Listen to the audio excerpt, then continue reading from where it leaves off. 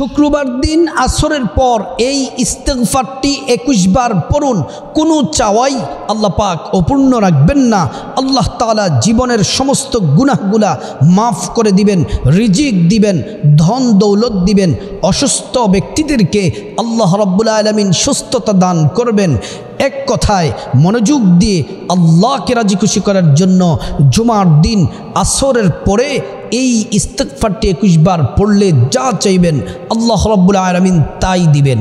সম্মানিত মা বোন, জুমার দিন হলো অত্যন্ত দামি দিন। রাসূলুল্লাহ সাল্লাল্লাহু আলাইহি ওয়াসাল্লাম বলেছেন, জুমার দিন হলো সাইয়্যিদুল আইয়াম, সমস্ত দিনের নেতা হলো জুমার দিন। জুমার দিন আল্লাহ পাক বান্দাদেরকে ক্ষমা করে দেন। অগণিত অসংখ্য ঈমানদার নারী পুরুষকে আল্লাহ পাক জাহান্নামের আগুন থেকে মুক্তি দিয়ে জান্নাতের ফয়সালা করে দেন। আর জুমার দিনে ঈমানদার নারী পুরুষদের কপাল খুলে যায়, আল্লাহর রহমতের দরজাগুলা খোলা থাকে, তারা যা চায় আল্লাহ পাক তাই দিয়ে দেন। জুমার দিন হলো এতটাই দামি, আল্লাহর নবী সাল্লাল্লাহু আলাইহি ওয়াসাল্লাম বলেন জুমার দিন এতটাই দামি, নবীজি বলেন সূর্যোদয়ের যত দিন আছে সব থেকে সেরা দামি দিন হলো জুমার দিন।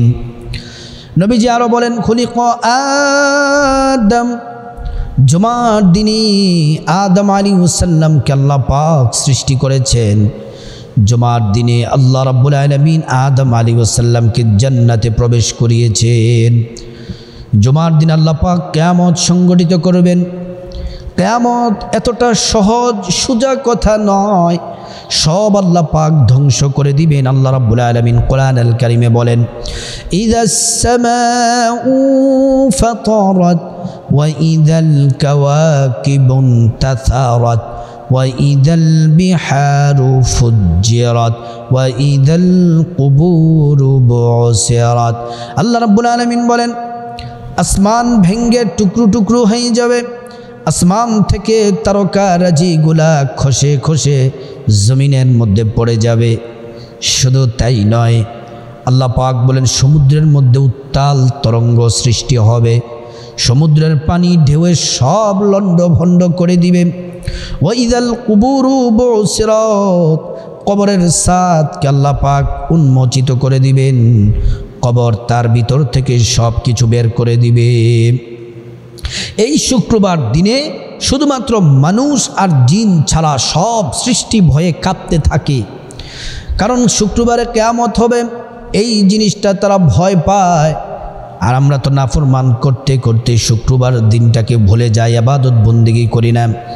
সম্মানিত মা বোন, আল্লাহর নবী সাল্লাল্লাহু আলাইহি ওয়াসাল্লাম সাহাবীদেরকে বললেন, সাহাবীরা জুমার দিন এমন একটি সময় আছে যে সময়টিতে বান্দাদের দোয়া কবুল হয় আশা করা যায়, বান্দাদের দোয়া কবুল হয় আশা করা যায়।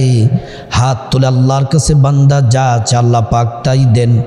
আল্লাহর কাছে বান্দা যা বলে আল্লাহ রাব্বুল আলামিন বান্দাকে তাই দিয়ে দেন। সম্মানিত মা বোন, কথাগুলো মনোযোগ দিয়ে শুনুন।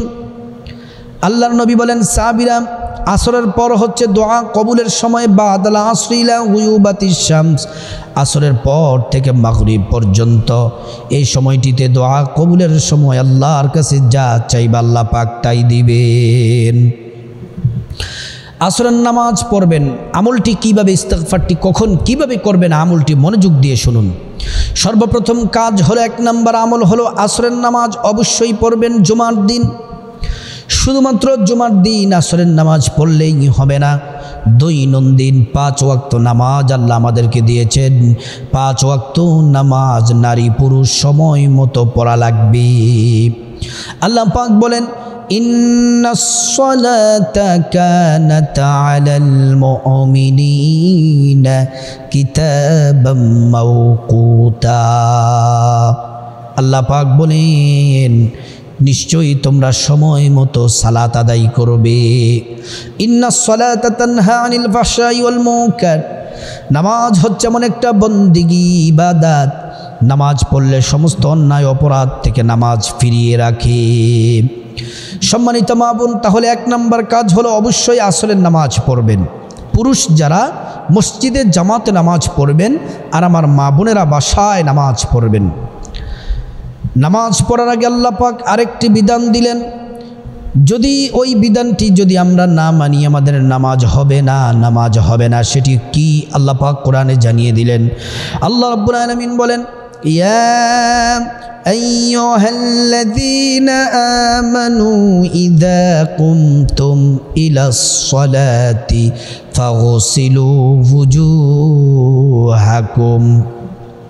আল্লাহ পাক বলেন, ঈমানদারেরা, যখন তোমরা নামাজের জন্য দাঁড়াবে তার আগে তোমরা ওযু করে নাও, পবিত্র হয়ে নাও।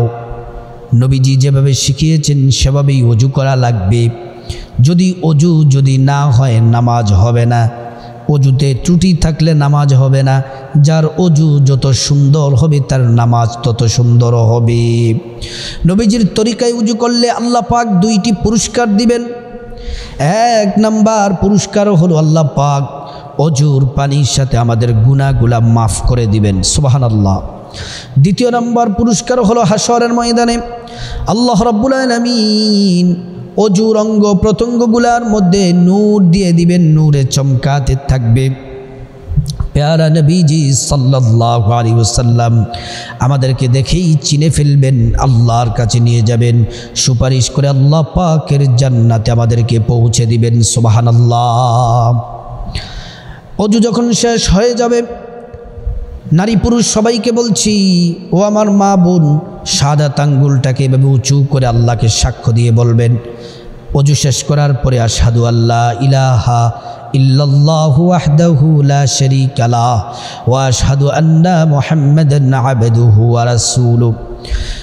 আল্লাহ তাআলার এই শাহাদাত যদি আপনি শাহাদাতের সাক্ষ্য যদি দেন, আল্লাহ পাক জান্নাতের গেটের ফেরেশতাদেরকে বলেন, ও জান্নাতের গেটের ফেরেশতারা, জান্নাতের সব দরজাগুলা খুলে দাও, গেটগুলা খুলে দাও।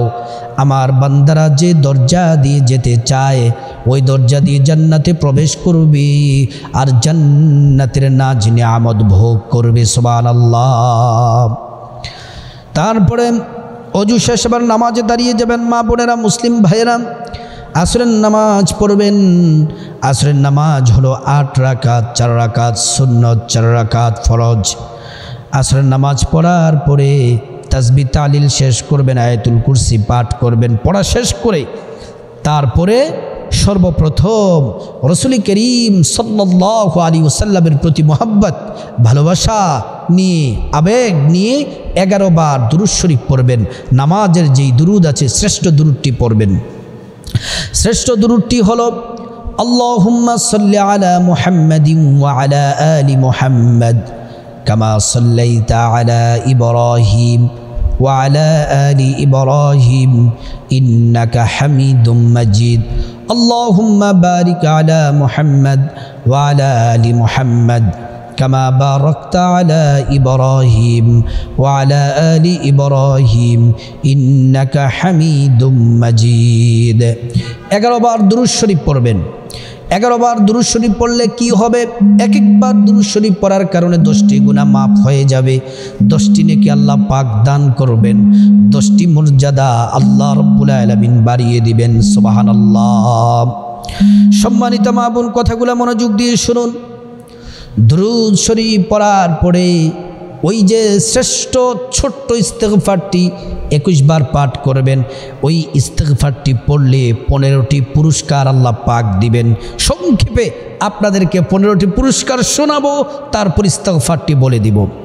1 নাম্বার, জীবনের সব গুনাহগুলো মাফ হয়ে যাবে ইস্তেগফারটি পড়লে। 2 নাম্বার, আল্লাহ পাক রিজিকের দরজা আল্লাহ রাব্বুল আলামিন খুলে দিবেন, অঢেল ধন দৌলতের মালিক হবেন। 3 নাম্বার, বিপদ বালা মুসিবত দূর হয়ে যাবে। 4 নাম্বার, আল্লাহ রাব্বুল আলামিন যাদের পরিবারে অশান্তি আছে আল্লাহ তাআলা শান্তি দান করবেন। 5 নাম্বার, ঈমানি শক্তি বৃদ্ধি হবে। 6 নাম্বার, হৃদয় স্বচ্ছ নির্মল হবে, হৃদয়ে যত গুনাহ জমে আছে সব আল্লাহ পাক মাফ করে দিবেন। 7 নাম্বার, আল্লাহ পাকের সন্তুষ্টি অর্জন হবে, জান্নাত আপনার জন্য অপেক্ষায় থাকবে। 8 নাম্বার, যত চিন্তা পেরেশানি ডিপ্রেশন দূর হয়ে যাবে।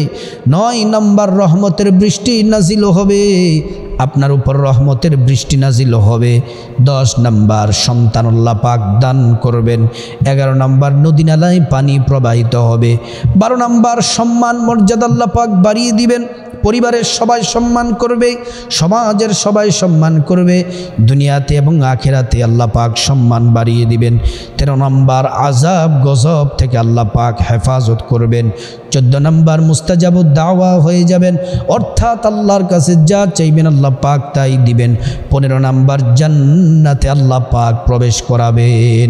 এবার আসুন ইস্তিগফারটি বলে দিই। প্রথমে তো 11 বার দুরূদ শরীফ পড়বেন বললাম, তারপরে ছোট্ট ইস্তিগফারটি কমপক্ষে 21 বার, উপরে যদি 100, 200, 300 যত পারেন তত বেশি লাভ হবে। কমপক্ষে 21 বার পড়বেন ছোট্ট ইস্তিগফারটি। আস্তাগফিরুল্লাহ ওয়া আতুবু ইলাইহি, আস্তাগফিরুল্লাহ ওয়া আতুবু ইলাইহি, আস্তাগফিরুল্লাহ ওয়া আতুবু ইলাইহি। ইস্তিগফারটি পড়া শেষ করার পরে আবারও 11 বার রাসূল করিম সাল্লাল্লাহু আলাইহি ওয়াসাল্লামের প্রতি দুরূদ শরীফ পড়বেন। দুরূদ শরীফ পড়ে আল্লাহর কাছে হাত তুলবেন, চোখের পানি ছেড়ে দিবেন, আল্লাহর কাছে গুনাহ মাফ চাইবেন, গুনাহ মাফ করে দিবেন। রোগ থেকে মুক্তি চাইবেন, রোগ থেকে মুক্তি দিয়ে দিবেন। অভাব অনটনের কথা বলবেন, দূর হয়ে যাবে অভাব অনটন। আল্লাহ তাআলা ধনী বানিয়ে দিবেন, আল্লাহ তাআলা গুনাহ মাফ করে দিবেন, রহমতের দরজা খুলে দিবেন। যা চাইবেন আল্লাহর কাছে আল্লাহ তাআলা আপনাকে তাই দিবেন। জুমার দিন প্রত্যেকটা মা বোন, প্রত্যেকটা মুসলিম ভাই আসরের নামাজের পরে ইস্তিগফারটি পড়ুন, আমলটি করুন, কপাল খুলে যাবে। আল্লাহ তাআলার কাছে যা চাইবেন আল্লাহ তাই দিবেন। আল্লাহ রাব্বুল আলামিন আমাদের সবাইকে আমলটি করার তৌফিক দান করুন।